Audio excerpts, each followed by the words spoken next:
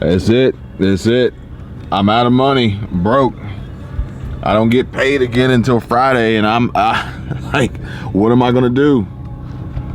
I mean, it's almost like now I'm not even surprised anymore by these conversations and these emails and these text messages and these phone calls that I receive.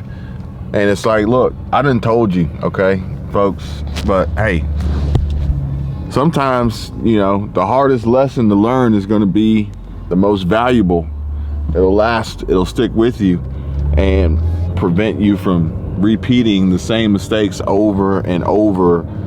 Well, maybe, because I know some people who they just, I don't know what it is. I don't know if they don't want to learn, or if they don't want to listen, or if they just enjoy the pain and the struggle and the complexity and the anxiety and the stress and the burden and the weight and the struggle. And maybe they just, maybe it's like a sucker for pain, bank account wiped out, no more money left, and I don't get paid until Friday. It's like, how can we allow things to get to this point, knowing what we're up against, knowing that there is no cavalry coming to save the day. There's no government stimulus check, stimulus program, assistance out there waiting. There's no relief package. There's no talks. There's no discussions. There's no proposed bills. There's just higher prices, inflation, increased interest rates, dwindling savings account balances, higher credit card balances, increased amounts of accrued interest, further reducing the likelihood of getting out of debt, and further increasing the difficulty of paying down these balances, as every minimum payment is mostly going towards interest and not to the principal balance. Folks, what are we doing? What's going on here?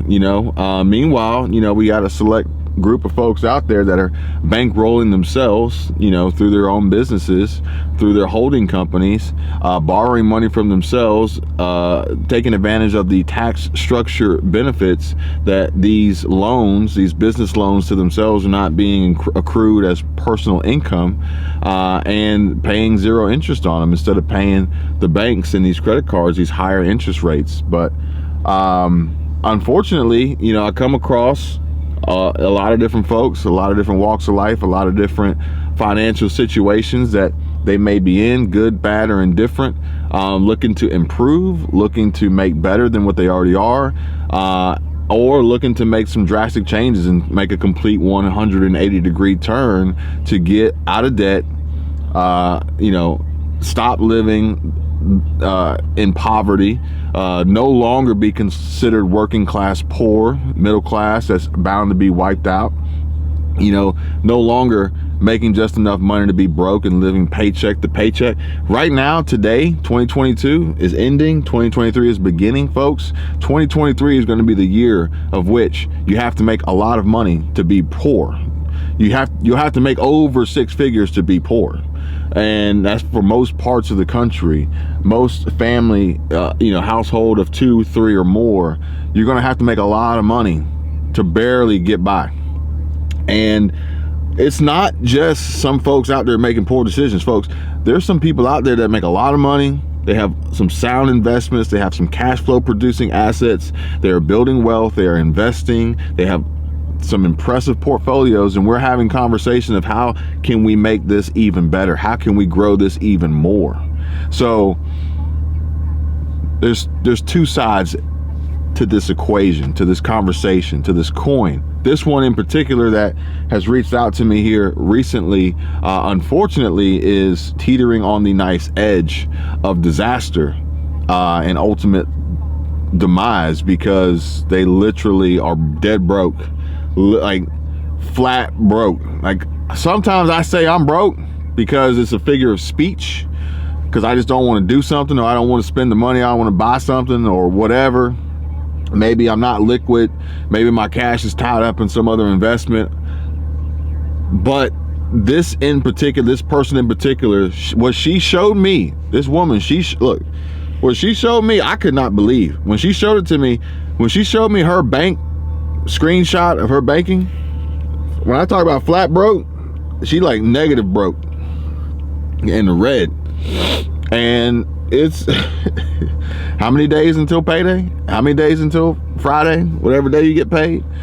And she's not the only one. She's not the only one. There's millions of Americans out there who are sitting back today thinking to themselves, man, whew, I wish I would have made some much better financial decisions when I could, when the stimulus checks were rolling, when interest rates were low, before housing prices went crazy high, before the economy took this turn, before we started this recession, before interest rates got so high, before inflation ate up all my check, before I even got it.